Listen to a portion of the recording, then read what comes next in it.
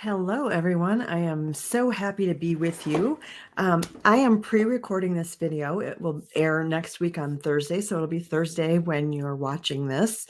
The reason I had to pre-record, I'm excited to share, if you haven't seen already, I have my level 1 IFS training this week, April 24th. And it's a full day, 9 to 6 kind of ordeal over the whole week, and it's several weeks this year. And by the end of August, I'll be a level 1 practitioner. So, without a whole lot of further ado, I want to launch into today's topic. And I'm really excited about this topic. And possibly I'm a little bit fearful about putting it out there because I can imagine it's just going to trip a few people's triggers. But I want to talk a little bit about humility and empowerment. And I want to talk about the ways that they actually overlap and the way that when you fail to set boundaries, you're not actually being humble.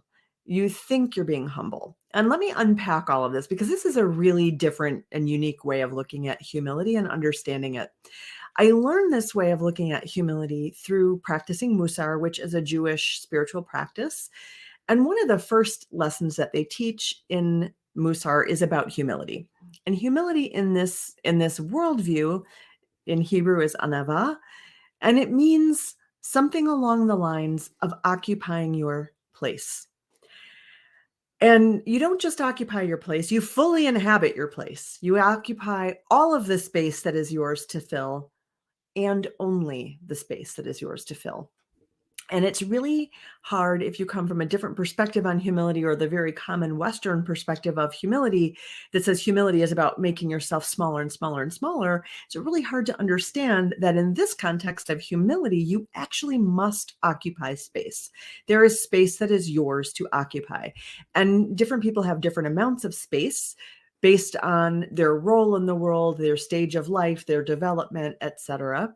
So some people are leading organizations and they have to take up bigger amounts of space in organizational decision making, for example. But we all have to take up space. We all occupy some space in the world, physically, psychically, energetically. And you have to take up all of your space and fill it completely in order to be truly humble, in order to truly practice the character trait of humility, of anava. You must fill up your space. If you fail to fill it up, if you try to make yourself too small, smaller than you ought to be, that's actually a lack of humility. That's not being more humble, that's being less humble. And I'm talking about humility, and I know this is a really touchy subject, especially for a lot of women, because women more so than men get chastised for being prideful, for being too much, for being too loud, for taking up too much airtime. There have been studies that show that in a mixed group of people, if men and women actually speak 50% of the time, the perception will be that women spoke more than 50% of the time. When women speak 40% of the time, they are perceived as speaking about equally to men. So we have a lot of perception bias in this, and we have a lot of difficulty with women taking up the space they're meant to take. I think personally that shows up in things like anorexia and weight disorders and the cultural obsession with thinness. We really want women to take up less space. And what I'm saying is if you're going to fit into that mold, that actually isn't humility. And humility isn't necessarily easy when you're in a culture that says you should only take up the space they're willing to give you, because that's not true humility. True humility is occupying your full and rightful space, nothing more and nothing less. And it's in that perspective that I personally find humility to be deeply empowering and to put a responsibility on me and to give me the power to push back against social messaging that tries to make me less than what I am, that tries to shut me down. It helps me push back on relationships where someone might want to shut me down. Someone might want to say, oh, you don't really have a space, because I know I have space and you have space. And when you take that in deeply, that in order to be genuinely a humble person, you must occupy space. What that means, first of all, this is not a path of self-negation. You have to take up space. You don't negate your space on the planet. You inhabit it fully. But in order to fully occupy it, you're going to have to set boundaries with people who try to crowd into your space, with people who overstep their space and are crowding into your space. you are going to have to set those boundaries. And this concept of humility empowers you to do that. In fact, it says you must do that. You must not let other people occupy your space that's yours, and you must inhabit it fully. So, how does this path of humility, when it comes to taking up space, help in relationships? Well, I want to say, first of all, yes, I'm saying humility is empowering. I'm saying humility mandates that we have good boundaries, that we know ourselves, we know our needs, we know what our space is, we know what we need in terms of sleep, good nutrition, exercise, alone time, friendship. We know how much we really can give and tolerate before we start to feel depleted, and we set boundaries around it. When you humbly accept that you have a limit and you have a boundary, when you humbly accept that you have needs, you have emotional needs, you have needs for food, you have needs for all manner of things. When you humbly accept that you have needs, you are much freer and much more empowered to set a boundary.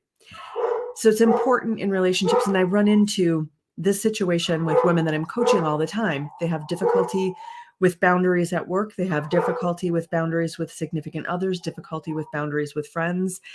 And when they start to learn this perspective about humility as mandating boundaries, it gets a lot easier for them to say, oh, okay, it's okay that I have needs. This is normal. I have needs. I'm going to accept this and I'm going to set a boundary. It's okay to set the boundary because we've gotten this cultural message, and especially in dysfunctional families, it seems the message always is don't take up too much space. Don't be needy. Don't require attention from parents who are already struggling just to get through the day because of their own drama. Don't take up space. And what this path says is you must. And that means all kinds of things. So I work with clients who are struggling in their work. They work in service professions and they're being asked to take on more and more and more of a workload to compensate for organizations and agencies that don't fund appropriately and don't staff appropriately. Realistically speaking, nobody is an endless fountain of emotional giving. Nobody's an endless fountain of intellectual energy. We all have limits, and accepting your limits allows you to set a boundary that works for you and contains and protects the you that you are so that you actually can provide excellent services and excellent work products in your workspace. Similarly, when some of my clients are in my mindful dating intensive program, they'll start dating towards the tail end and they might find that pretty soon they're in a different energetic space and they're like in their power, and it's attracting people in, and it's attracting people in a really unique way. And the people that they're attracting in are super enchanted with them and want more of them than maybe my clients are ready to give, because as they start dating, they realize, oh, okay, these are the opportunities I have to deal with these triggered parts. This is the opportunity I have to practice something new, and practice something new means I need to slow down while I do it. And this person over here really wants me to speed up. And so I'm coaching them quite a bit at a time to fully occupy their space, to just honor that they have a limit, they have a boundary, and to express it beautifully and compassionately for the other person on the other side of that boundary, but to accept in all humility that they cannot possibly meet this other person's demands, nor should they. It's not really their job.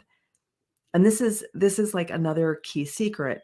Even if theoretically you're being paid to provide a service to somebody, it's not your job to be an all need meter. You are not here to meet everybody's need. You're not here to meet all of your employer's needs. You're not here to meet all of your clients' needs, your patients' needs, or what have you. You're definitely not here to meet all of your partner's needs. They're not here to meet all of your needs either. What you must do is accept that you have limits. When you stay within these limits, you're going to be more likely to find a partner who is delighted with who you are as you express yourself fully and as you do the self-care that you need to do to be your best self. If you're not in a place to set limits, you're likely to overextend yourself. And once you get overextended, from an IFS perspective, you have a lot of parts then that get triggered and get riled up. And those parts are going to wreak havoc ultimately in your relationship. And it's not going to be off on a good start, and it's going to not end well either. So I'm going to encourage you to have the humility that you need to accept that you have limits, to have the humility it takes to fully inhabit the space within those limits, to let people know that they can't go this far because they're taking too much out of you and they can't. And here's the limit, here's the boundary. And to know that as you're setting those limits, you're not being arrogant, you're not being mean, you're not being rude, you're being humble. You are a humble, lowly little physical organism in this vast, enormous universe, and you have a limit to what you can give. You are not the universal source of all goodness, and it's okay to say no. It's okay to set that boundary. So that, when I shared this with a client just a few days ago who is struggling with this with her professional life, and we're working together in private coaching, when we worked on this, she found this super, super empowering. And it really turned things on her head because she had gotten the opposite message her whole life, that if she set boundaries, she wasn't being humble. And so she felt she could never say no. And this bled into her work life so that she was greatly overworked in her job. And now as she's making a big transition in her career, where she's getting this clarity that she not only can say no and can set limits, but she must honor her limitations. Because the reality is, putting other people ahead of yourself doesn't serve you, and it ultimately doesn't serve them either. Because you don't want to let people ever get the misperception that you're the source of what they need. You could possibly be one like portal through which divine source can manifest, but you're not the only portal and you're not the only one. And actually, when you honor needs in that sort of reactive way that says you're wrong if you say no and you must, or terrible things will happen, you're sort of buying into a scarcity mentality. And that scarcity mentality ultimately is going to do you in, and it's not going to serve like the planet or other people around you as a whole. When you say, I have I'm occupying my full space, and this is what I can give without compromising myself, my integrity, and my wellness, I can give this much. And, I'm really confident that the source of everything can also meet your needs. And I'm not the source of all the stuff. I'm just someone who can bring some of it. You empower people to find other sources and other avenues to access the energy, the resources, the uplift, the mindset, the support, the caring, the intellect, the ideas, the products. You empower them to find what they need in this universe, and you empower them to stand on their own 2 feet, which is really important. If you're creating a partnership, it might sound like I'm saying that you're never there for your partner, and that's not what I'm saying at all. I'm saying you're there, and you also have those boundaries. Because at the end of the day, boundaries matter. You have to have them, and you have to be humble enough to set them and establish them and stand for them, which sounds like not humility. It sounds like courage. And believe it or not, these are like the 2 flip sides of the same coin, right? If courage is, going back to its original French, having what it takes to speak your heart, your truth, that can feel pretty vulnerable. It can look vulnerable. Really, what it is an outrageous amount of strength and courage to say, yep, I know my truth. Here's my truth. I can go this far and no farther. You must look elsewhere for those things, because self-care is important. The model that you set when you take care of yourself is one that other people are always watching. And when you are caring for yourself and you're being your best self and you're out there being the best version of yourself, you liberate other people around you to care for themselves, to nurture themselves, to do their own inner work, to set boundaries where they need to, because they're being drained. So this is what I wanted to speak with you about today, is how humility can be really empowering, how humility can actually empower you to set boundaries in ways that are life-giving for you and those around you. I am really curious how this resonates or how this sits with you. So please, if you get a chance, would you please drop me a comment in the comment box below? Or if you found this inspiring, would you please share it? I would love to know that you are resonating with this, that this is helping you think differently about boundaries, about humility, about empowerment, and about what it means to be humble in a way that encourages you to take up your full and rightful space. Thanks so much for tuning in. I hope you're having a wonderful day and have a wonderful end to your week.